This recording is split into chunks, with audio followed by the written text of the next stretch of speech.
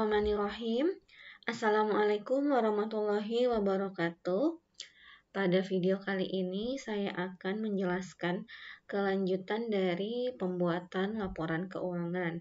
Jadi setelah kita membuat jurnal umum, langkah selanjutnya adalah kita membuat atau memposting transaksi tersebut ke buku besar.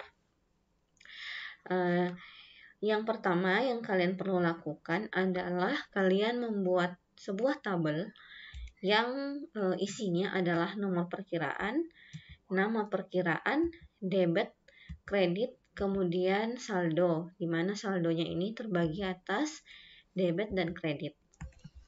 Nah, untuk nomor perkiraan akan diisi secara manual, sedangkan nama perkiraan akan diisi dengan rumus.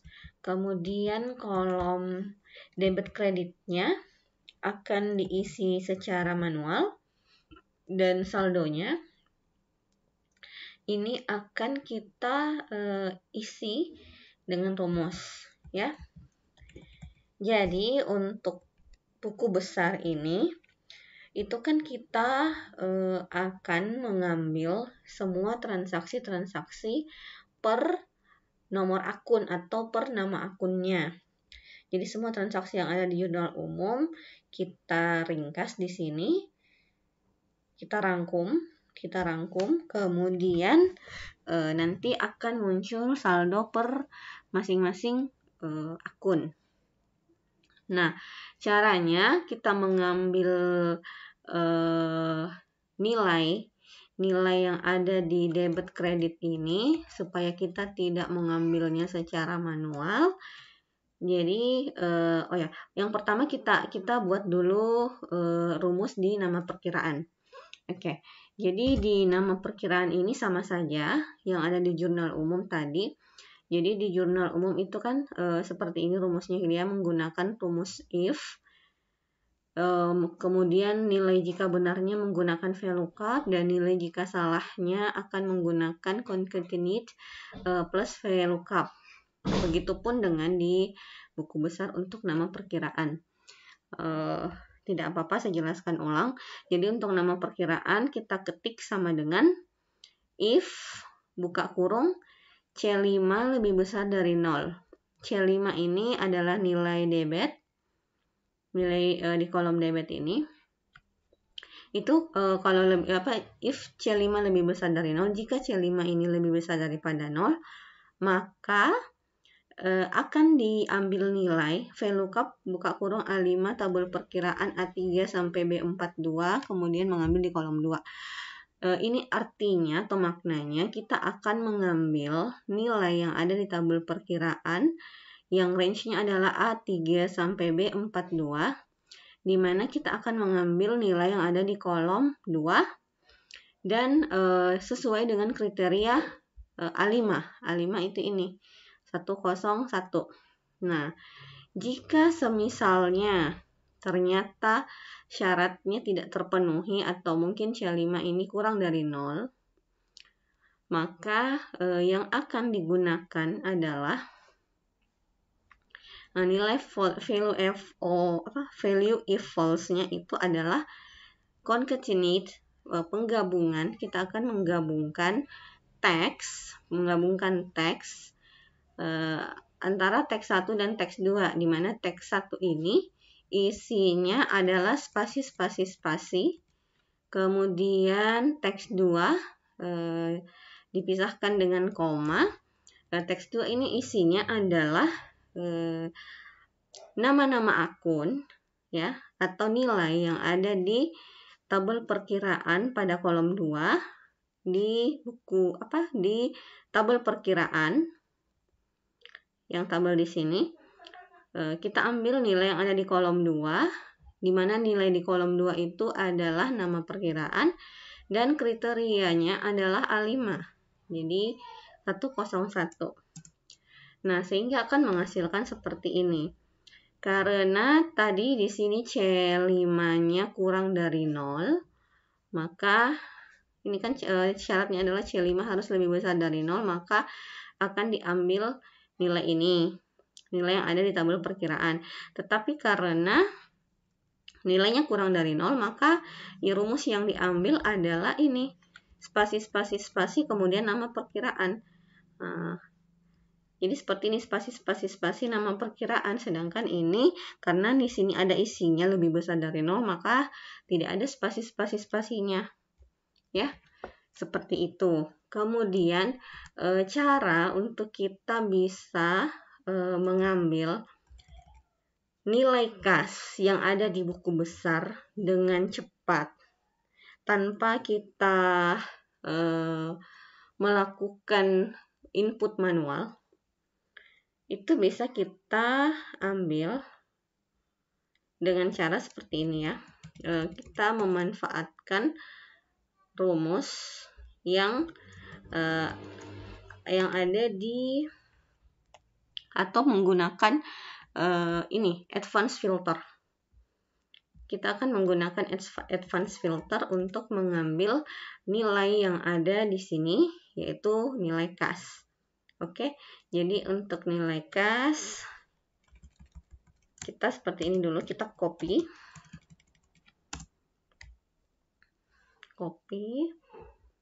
kemudian kita tentukan dulu kriterianya. Kriterianya bisa seperti ini, kita ambil langsung saja kas seperti ini, dan jangan lupa untuk mengambil kas yang berada di sisi debit,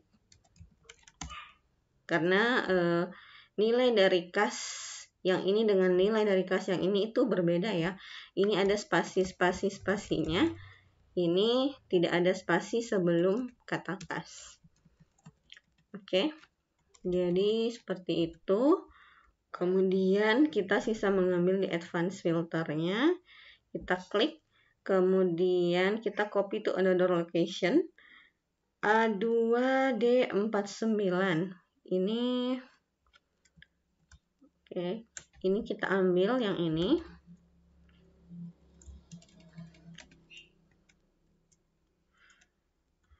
sampai di sini aja.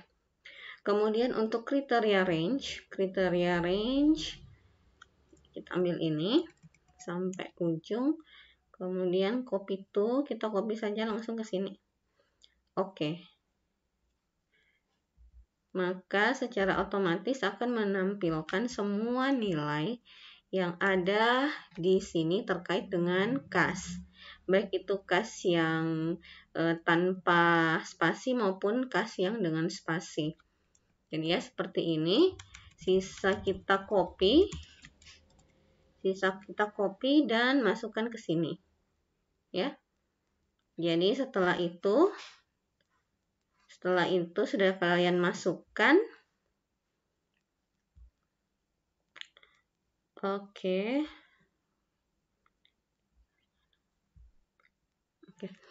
Jadi setelah dimasukkan nilai-nilainya, kita kemudian ke saldo, di mana untuk saldo ini kita pakai rumus if n. Nah, rumusnya seperti ini, sama dengan if buka kurung n. Ingat kembali bahwa n itu adalah rumus untuk menggabungkan dua syarat, di mana syarat dari fungsi n ini keduanya harus terpenuhi jika ingin memiliki nilai benar. Tetapi jika salah satu syaratnya tidak terpenuhi, maka akan menghasilkan nilai salah. Nah, untuk ini kita pakai rumus if buka kurung n, buka kurung A5. A5-nya itu adalah ini, 101 tidak sama dengan A4, yaitu nomor perkiraan yang ada di atasnya, dan C5 itu yang ini lebih besar dari 0, maka kita mengambil C5, maka akan menghasilkan C5. Nah, jika A5 tidak sama dengan A4, jadi sama saja A5 tidak sama dengan A4, dan D5 lebih besar dari 0, jadi ini isinya lebih besar dari 0, maka isi dengan 0. Kemudian koma, if Kemudian A5 sama dengan A4, jika ternyata hasilnya adalah A5 sama dengan A4, nilai ini sama dengan nilai ini, dan E4 dan hasil perhitungan dari E4 dikurangi, hasil perhitungan dari E4 dikurangi dengan F4 ditambahkan dengan C5 dikurangi D5 itu hasilnya lebih besar dari 0, maka yang perlu si Microsoft ini kalkulasikan adalah E4 dikurang F4 ditambah C5 dikurang D5. Tetapi jika syarat ini tidak terpenuhi, yaitu syarat A5 sama dengan A4 dan hasil perhitungan ini kurang dari 0, maka akan menghasilkan 0. Setelah itu kita enter. Nah, ini akan menghasilkan 0 ya. Kemudian kita pindah ke kredit.